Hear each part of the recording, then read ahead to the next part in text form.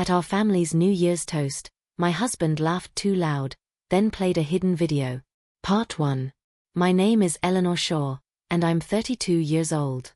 The air in our family's dining room buzzed with the kind of forced cheer that only New Year's Eve could muster. Crystal glasses clinked, and the scent of roasted lamb and rosemary wafted from the kitchen. Our sprawling Victorian home in upstate New York, with its creaky floors and stained glass windows, had hosted this gathering for decades. Tonight, though, the warmth felt brittle, like a sheet of ice ready to crack. I adjusted the sapphire pendant around my neck, a gift from my husband, Nathan, for our 5th anniversary last month. He sat at the head of the table, his broad shoulders filling out a tailored navy suit, his laugh booming over the chatter. Too loud, I thought, my fingers tightening around my wineglass. Nathan always laughed like he was performing, but tonight it grated more than usual. Maybe it was the way his eyes kept darting to his phone, or the smirk he flashed when he thought no one was watching. The table was a mosaic of family and friends, each nursing their own secrets. My younger sister, Clara, 28, fiddled with her fork, her engagement ring glinting under the chandelier. Her fiancé, Julian, 30, leaned close, whispering something that made her blush. Across from them, my cousin Ivy, 34, sipped her gin and tonic, her sharp gaze scanning the room like a hawk. She'd always been the one to sniff out trouble, and tonight her eyes lingered on Nathan longer than I liked. Then there was Uncle Graham, 62, droning on about his vineyard investments, and his wife, Aunt Lila, 59, nodding absently while checking her lipstick in a compact mirror. A few family friends filled the gaps: Marcus, 40, a lawyer with a penchant for bad puns, and his wife, Simone, 38, who taught yoga and always smelled faintly of lavender. The clock ticked toward midnight, and the anticipation of the New Year's toast hung heavy. Tradition demanded we each share a resolution, a ritual my late grandmother had started to cleanse the soul for the year ahead. I dreaded it. Resolutions felt like promises you'd break by February, and I had enough broken promises in my life already. Nathan stood, tapping his glass with a spoon. The room quieted, all eyes on him. To new beginnings, he said, his voice smooth as whiskey. And to secrets finally coming to light. A ripple of laughter followed, but his words landed like a stone in my gut. Secrets? My mind raced. Was he talking about the late nights at the office? The hushed phone calls he brushed off as client issues? I forced a smile, but my palms grew clammy. As the others raised their glasses, Nathan's hand slipped into his pocket. Before we toast, he said, I've got something to share. He pulled out a small remote and aimed it at the flat screen mounted on the wall, a modern addition that clashed with the room's antique charm. The screen flickered to life, and my heart stuttered. A video. The room leaned in, curious, but a cold dread coiled in my chest. The footage was grainy, clearly from a security camera. It showed a dimly lit office, Nathan's office, I realized, recognizing the sleek desk and the view of the city skyline. The timestamp read October 15, 2024, 11:47 p.m. A woman appeared, her back to the camera, her blonde hair cascading over a red coat. She moved with purpose, rifling through papers on the desk, then slipping something into her bag. My breath caught. That coat. I'd seen it before. But where? The video cut to another angle, this time showing the woman's face as she left the office. The room gasped. It was Clara. My sister. Her expression was taut, almost panicked, as she hurried out. The screen went black, and Nathan turned to face the table, his smile gone. Care to explain, Clara? He asked, his voice low and dangerous. Clara's fork clattered to her plate. Her face drained of color, her eyes wide with shock. I don't know what that is, she stammered. Julian gripped her hand, his jaw tight. The room erupted in whispers, but I couldn't hear them over the roar in my ears. Clara, stealing from Nathan? It didn't make sense. She was a graphic designer, not a thief. And why would she sneak into his office? Ivy leaned forward, her voice cutting through the noise. Nathan, what's this about? You can't just play a video like that and expect us to. Expect you to what? Nathan interrupted, his tone sharp.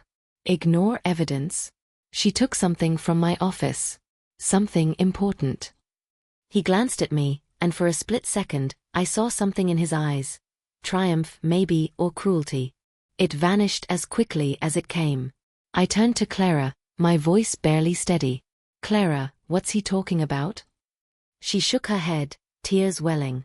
I didn't take anything, I swear. I wasn't even there. But her voice cracked, and doubt crept into my mind. She was hiding something. I could feel it. Uncle Graham cleared his throat. Nathan, this is hardly the time for accusations. It's New Year's, for God's sake. But Nathan ignored him, his gaze locked on Clara. You'll have to do better than that, he said. Because I've got more footage. The threat hung in the air, and I felt the room tilt. More footage? What else did he have? And why was he doing this now, in front of everyone? My mind flashed to the past year, Nathan's growing distance, the way he'd started locking his study door, the cryptic comments about trust and loyalty. I chalked it up to stress from his real estate firm, but now I wasn't so sure. Simone, ever the peacemaker, stood up. Maybe we should take a breather. This is a lot to process.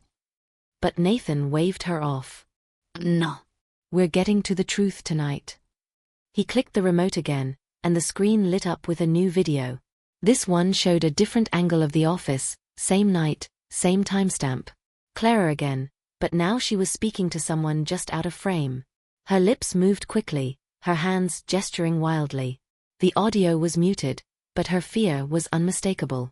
I felt a surge of protectiveness for my sister, but it warred with a nagging suspicion. Clara had always been impulsive, prone to bad decisions. Had she gotten herself into something she couldn't explain? And why hadn't she told me? Julian stood, his chair scraping against the floor. This is enough, Nathan. You're humiliating her. Nathan smirked. Humiliating? I'm just showing what happened. If she's innocent, she's got nothing to worry about. But his words felt rehearsed, like he'd planned this moment. Ivy caught my eye, her expression unreadable. She mouthed something, watch him, and nodded subtly toward Nathan. My stomach twisted. Was she trying to tell me something? Before I could process it, Clara bolted from the table, her napkin falling to her floor. I need air, she choked out, rushing toward the patio doors. Julian followed, casting a glare at Nathan. The room fell into uneasy silence, broken only by the faint tick of the grandfather clock. Nathan sat down, his demeanor calm, almost smug. Well, he said, raising his glass. To the truth. No one joined him. I stared at the blank screen, my mind a tangle of questions. Why was Nathan doing this? What did Clara take, if she took anything at all? And why did I feel like this was only the beginning?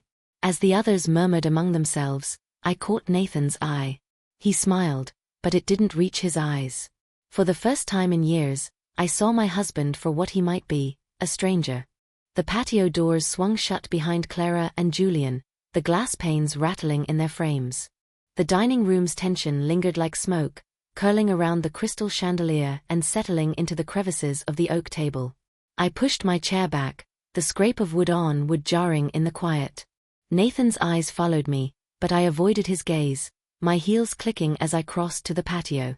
I needed answers, and I wasn't going to get them from his smug silence.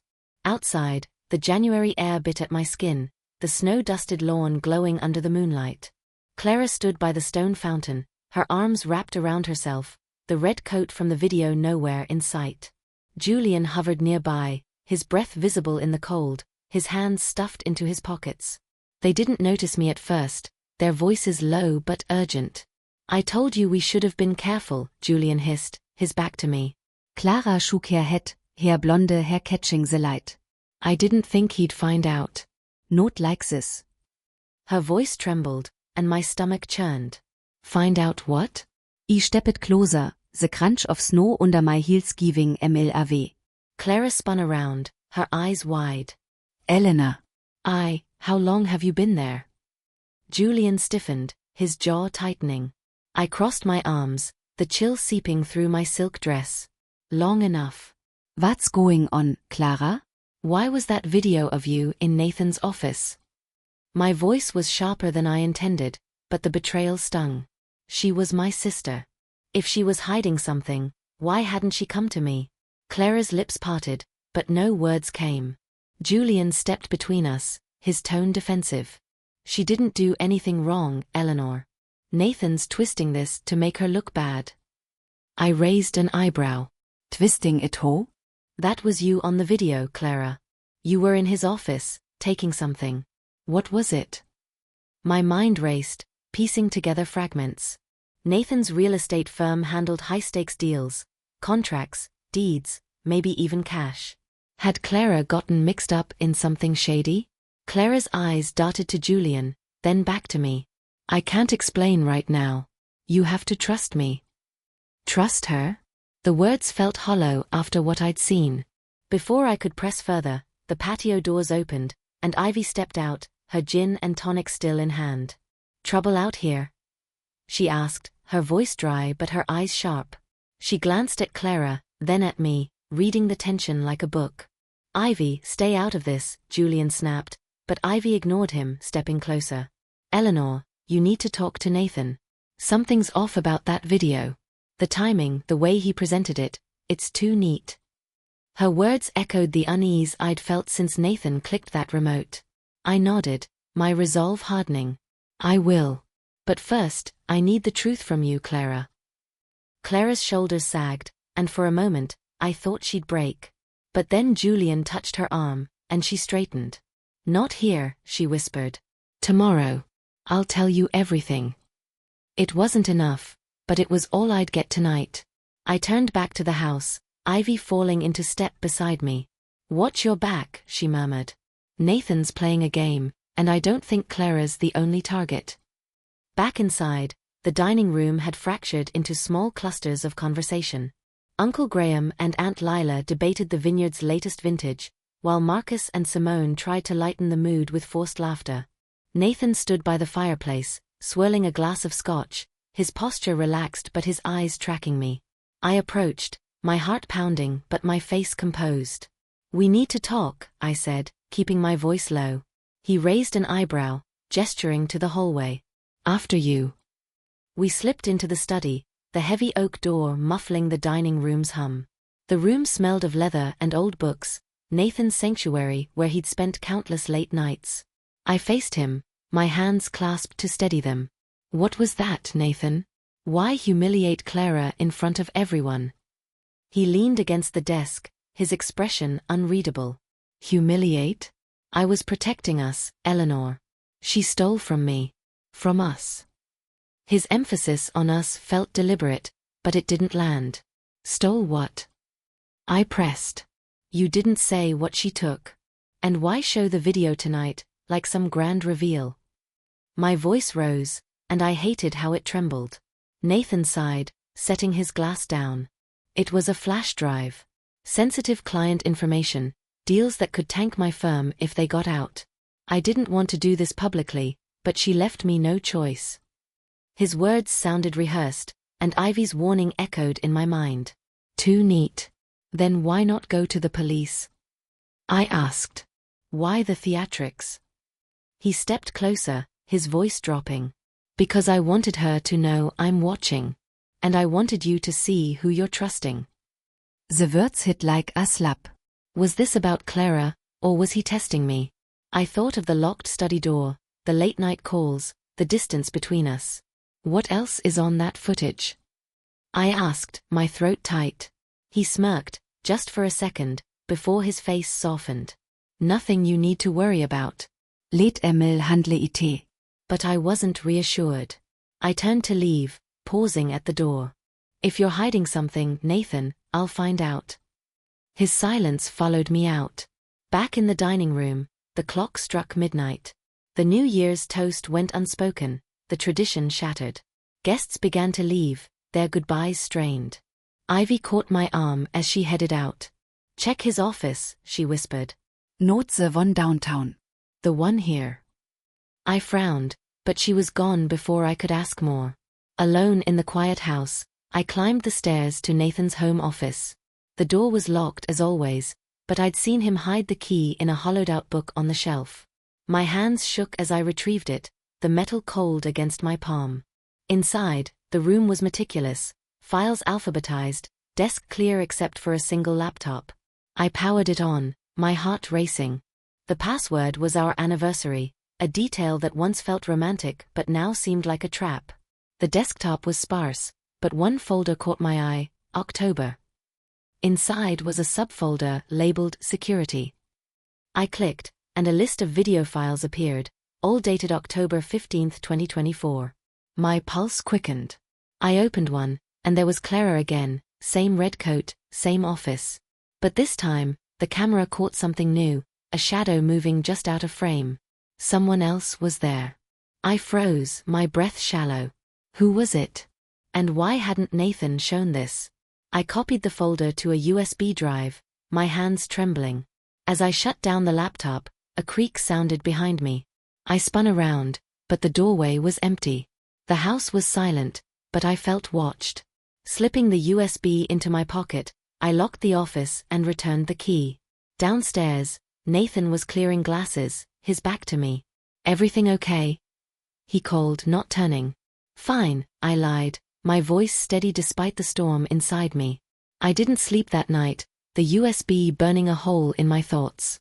Clara's fear, Nathan's smirk, Ivy's warning. It all pointed to something bigger.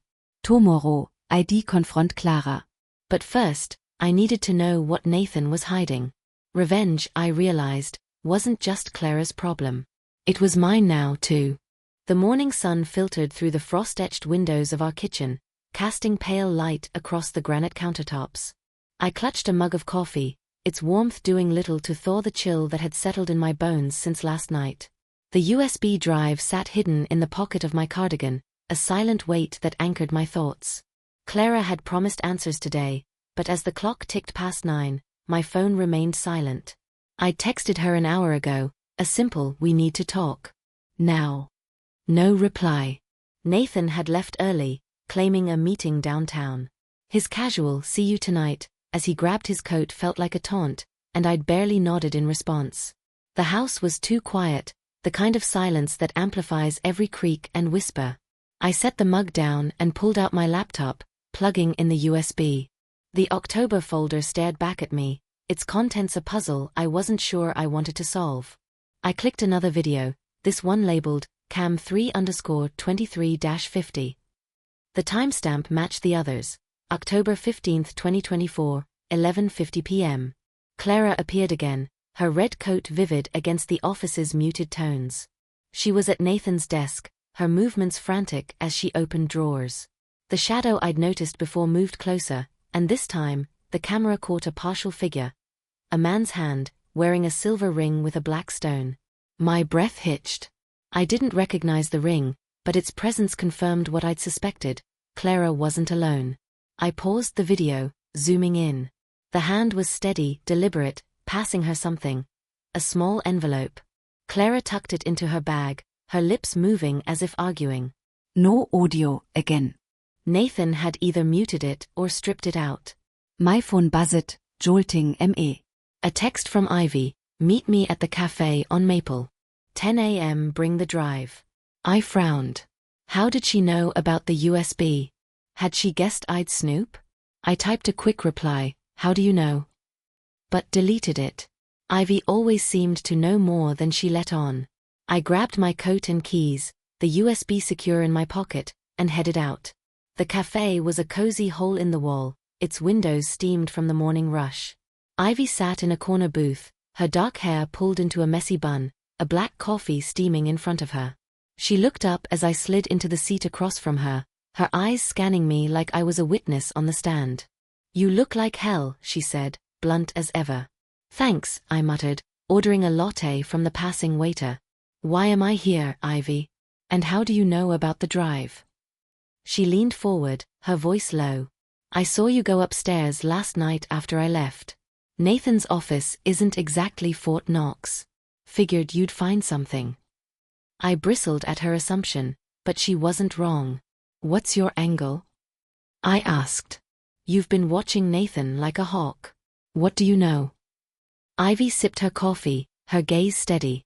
"Nathan's been moving money. Offshore accounts, shell companies. The kind of stuff that doesn't show up in his firm's books. I've been digging for months." My jaw tightened. Ivy worked freelance, sniffing out financial fraud for corporate clients. If she was on to Nathan, this was bigger than a stolen flash drive. Why didn't you tell me? I asked, my voice sharp. She shrugged. Didn't have proof. Still don't, not enough. But that video? It's a distraction. Claras a convenient scapegoat. My mind reeled.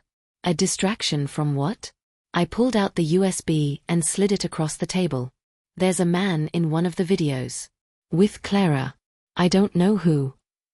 Ivy's eyes lit up, and she plugged the drive into her tablet, her fingers flying across the screen. She opened the same video I'd watched, pausing at the hand with the ring. Interesting, she murmured. I've seen that ring before. Can't place it, but I will. Before I could press her, my phone rang. Clara. I answered, my voice clipped. Where are you? She sounded breathless, like she'd been running. Eleanor, I'm at my apartment. Can you come? Alone. I glanced at Ivy, who raised an eyebrow but nodded. Fine, I said. But you'd better have answers. I hung up, grabbing the USB from Ivy. Keep me posted on that ring, I told her, standing. She smirked. Don't do anything stupid, Elena. Clara's apartment was a 20-minute drive, a cramped loft in the artsy part of town. She opened the door before I could knock, her face pale, her hair tangled. Get in, she said, glancing down the hallway like she expected someone to follow. The living room smelled of paint and coffee, canvases leaning against the walls. Julian wasn't there, which surprised me. I crossed my arms. Start talking, Clara. What were you doing in Nathan's office? And who was with you? She sank onto the couch, her hands twisting in her lap. It wasn't what it looked like. I didn't steal anything. Well, not exactly. I raised an eyebrow, and she rushed on. Nathan's been pressuring Julian. About a deal, a property downtown. Julian's firm was auditing it, and Nathan wanted him to fudge the numbers. Julian refused, so Nathan threatened me. My blood ran cold. Threatened you how? I asked. Clara's eyes filled with tears. He said he had dirt on me. Old stuff from college. I got into some trouble back then, Eleanor. Shoplifting, nothing major, but Nathan said he'd make it look worse. Ruin my career, my engagement. I stared at her, disbelief warring with anger. Why didn't you tell me? She looked away. I was ashamed. And Nathan said if I got him the audit files, he'd leave me alone. I paced the room, my mind racing. So you broke into his office to give him something? Not take it. Clara nodded.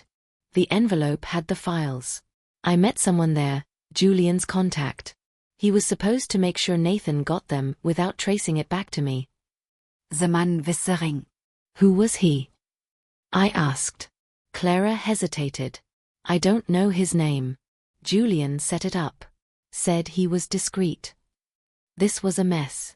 Nathan, blackmailing my sister. Clara, sneaking around to protect herself. And Julian, caught in the middle. But something didn't add up. If you gave Nathan what he wanted, why's he coming after you now? I asked. Clara shook her head. I don't know. Maybe he's covering his tracks. Or maybe he just likes the power. Is that beside here, the USB heavy in my pocket? Clara, there's more footage. You weren't alone in that office. I saw a man's hand, a ring. If Nathan has that video, he's not done with you. Her eyes widened, and for the first time, I saw real fear. What do we do? She whispered. I didn't have an answer, but I knew one thing. Nathan was orchestrating this, and I needed to know why. As I drove home, Ivy texted, ring belongs to Vincent Hale. Ex-cop, now private security. Works for Nathan's firm. My grip tightened on the wheel. Nathan had hired someone to watch Clara? Or to set her up? The pieces were falling into place, but the picture was uglier than I'd imagined. I needed to confront Nathan, but not yet. First, I'd dig deeper. If he thought he could play us all, he was about to learn how wrong he was. The afternoon light slanted through the blinds of our living room, casting striped shadows across the hardwood floor. I sat on the couch, the USB drive now tucked inside a locked drawer in my bedside table. My laptop was open, displaying an email from Ivy with a single attachment, a grainy photo of Vincent Hale, the man with the silver ring. His face was weathered, his eyes cold, a scar cutting through his left eyebrow. The caption read, "Hale at Nathan's firm, July 2024. Hired for special projects." Special projects. The phrase made my skin crawl. Ivy's email was brief. "Hale's been tailing people for Nathan. Not just Clara. Check your phone records. Nathan's not as careful as he thinks." My fingers hovered over the keyboard. Phone records? I hadn't considered that. Nathan and I shared a family plan, a holdover from when we trusted each other. I logged into our carrier's website, my pulse quickening. The call log loaded, and I scanned Nathan's activity for October. Most were to clients or his office, but one number appeared repeatedly, late at night, unmarked. I cross-referenced it with Hale's known contacts from Ivy's intel. A match. Nathan had been calling Hale the night of Clara's office visit. Not once, but 3 times, between 11:30 p.m. and midnight. My stomach twisted. Was Hale there to help Clara, or to trap her? I needed more than videos and call logs. I needed proof of what Nathan was hiding, and why. My phone buzzed with a text from Clara, "Julian's meeting me at the park." 3 Uhr nachmittags kam vis me. He knows more. I checked the time, 2:15 p.m. The park was 10 minutes away, a quiet spot with walking trails and a frozen pond. I grabbed my coat, my mind racing. Julian had been cagey last night, protective but evasive. If he knew something about Nathan's deal, I'd drag it out of him. The park was dusted with fresh snow, the air sharp with pine and frost. Clara and Julian stood by the pond, their figures small against the white expanse. Clara's face was drawn, her eyes red-rimmed, while Julian's posture was tense, his hands jammed into his coat pockets. They turned as I approached, Clara offering a weak smile. "Thanks for coming," she said, her voice barely above a whisper. I nodded, turning to Julian. "You've got some explaining to do." Clara told me about Nathan's threats, the audit files. Who's Vincent Hale, and what's his role in this? Julian's jaw tightened, and he glanced at Clara before speaking. Hale's Nathan's fixer. He handles the dirty work, surveillance, intimidation. Nathan hired him to keep tabs on me after I refused to sign off on his deal. Wat kind of deal? I pressed, my voice sharp. Julian hesitated, then sighed. A redevelopment project downtown. Luxury condos, big money. Nathan's firm was inflating the property's value, fudging environmental reports to dodge regulations. My firm caught it during the audit. Nathan wanted me to bury it, said he'd make it worth my while. He looked at Clara, guilt in his eyes. When I said no, he went after Clara. I clenched my fists, the cold biting my knuckles. "So you sent Clara to his office with the files? To appease him?" Julian shook his head. "Not to appease him. To expose him. The envelope had doctored files, fakes. We thought if Nathan used them, we could trace it back and prove he was cooking the books." Clara cut in, her voice shaky. "But Hale was there. He knew something was off. I think Nathan set me up to take the fall." My mind reeled. Nathan, orchestrating a scam. Hale, his enforcer. Clara and Julian, trying to outsmart him and getting caught. Why not go to the police? I asked, echoing my question to Nathan last night. Julian's laugh was bitter. Nathan's got friends in high places. Cops, city officials. We needed hard evidence first. I pulled out my phone, showing them the call log screenshot. Nathan was talking to Hale that night. Multiple calls, right when you were in the office. Clara's eyes widened, and Julian swore under his breath. He was directing Hale, Julian said. Probably making sure the cameras caught Clara. I nodded, the pieces clicking. Nathan's video wasn't just evidence, it was a weapon. "We need to find those fake files," I said. "If they're still in Nathan's office, we can prove he's dirty." Clara looked panicked. Go back, Tere? After last night. Julian tuchet her Arm. Eleanor's right. It's our best shot. But we need to be smart. Nathan's probably tightened security. I thought of Ivy's warning about Nathan's carelessness. He's not as clever as he thinks, I said. I'll check his home office again tonight. He's out until late. Clara grabbed my hand, her grip tight. Be careful, Elena. Nathan's not just playing dirty, he's dangerous. Her fear was contagious, but I pushed it down. I'll handle it, I said, hoping I sounded surer than I felt. Es wie parted weiß, the sun dipped low, painting the snow pink. I drove home, my resolve hardening with every mile. Nathan had underestimated me, thinking I'd stay in the dark. Tu nicht, ID turn the tables. Back home, I waited until dusk, the house cloaked in shadows. Nathan's office key was still in the hollowed-out book. I unlocked the door, my flashlight beam cutting through the dark. The laptop was gone, but a locked drawer in the desk caught my eye. I jimmied it open with a letter opener, my heart pounding. Inside was a folder labeled Downtown Project. I flipped it open, scanning pages of financials, emails, and, there it was, an environmental report with Julian's firm's letterhead, marked revised. The numbers didn't match the originals Julian had described. These were the fakes. I snapped photos with my phone, my hands trembling. As I closed the drawer, a floorboard creaked downstairs. I frotze, switching of the flashlight. Footsteps, slow and deliberate, climbed the stairs. Nathan wasn't due back for hours. My pulse roared in my ears. I slipped the folder back, locked the drawer, and hid behind the curtains, the USB in my pocket a lifeline. The footsteps stopped outside the door. The handle turned. The door creaked open, and I held my breath, the curtains heavy against my back. The USB in my pocket felt like a lead weight, the photos on my phone a ticking bomb. A shadow stretched across the floor, lit by the faint glow of the hallway chandelier. I peered through a gap in the curtains, my heart hammering. It wasn't Nathan. Vincent Hale stood in the doorway, his silver ring glinting as he scanned the room. His scar was stark in the dim light, his presence chillingly calm. He stepped inside, his boots silent on the rug, and closed the door. I pressed myself deeper into the shadows, my mind racing. Hale, here now? Nathan must have sent him. But why? To clean up evidence? Or to catch me? Hale moved to the desk, his movements precise, and opened the same drawer I'd just raided. He pulled out the Downtown Project folder, flipping through it with a frown. Then he slipped it into a leather satchel, his eyes darting to the window.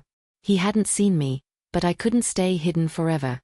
My phone vibrated in my hand, the screen lighting up with a text from Ivy, "Hale's at your house. Get out now. Too late." I silenced the phone, my pulse roaring. Hale paused, his head tilting like he'd heard something. He reached into his jacket, pulling out a phone, and dialed. "It's here," he said, his voice low. Yeah, the fix. "I'll shred them." "No, she's not here." A pause. "Understood, Nathan." My blood ran cold. Nathan knew I was digging. This was a trap. I had seconds to act. The window was my only shot. I eased the curtain aside, wincing at the faint rustle. Hale's head snapped up, and I froze. He scanned the room again, his hand slipping to his waist, where a holster might be. I didn't wait to find out. I unlatched the window, the cold air hitting me as I pushed it open. Hale spun toward the sound, but I was already climbing out, my dress catching on the sill. I dropped to the snowy lawn, pain shooting through my ankle, and ran for the garage. Inside, my car keys hung on the wall. I grabbed them, my hands shaking, and slid into the driver's seat. The engine roared to life, and I peeled out, glancing in the rearview mirror. Hale stood in the driveway, his silhouette stark against the house lights, but he didn't follow. He didn't need to. He had the folder, and Nathan had his orders. I drove to Clara's apartment, my mind a storm of fear and fury.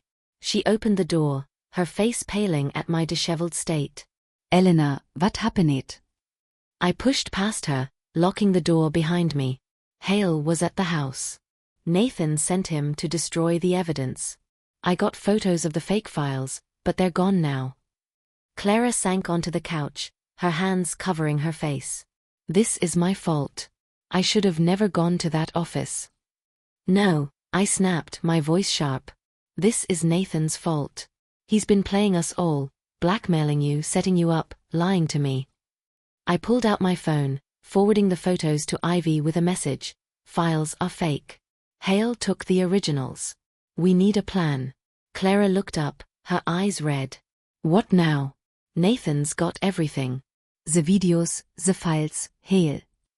Not everything, I said, holding up the USB.